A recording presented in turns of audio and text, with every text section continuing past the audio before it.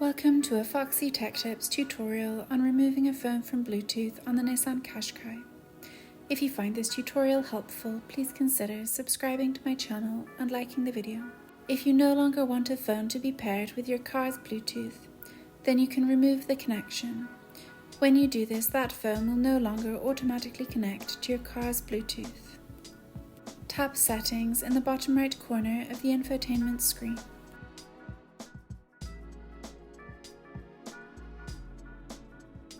In the settings, tap Connections.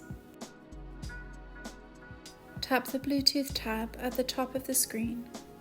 Tap the eye to the right of the connection that you would like to remove. Then tap Delete at the top of the screen. Tap Yes on the pop-up. That phone has now been removed from your car's paired Bluetooth connections. And that draws an end to this tutorial. Please like the video if you found it helpful and subscribe to Foxy Tech Tips for more Nissan Qashqai tips and tricks.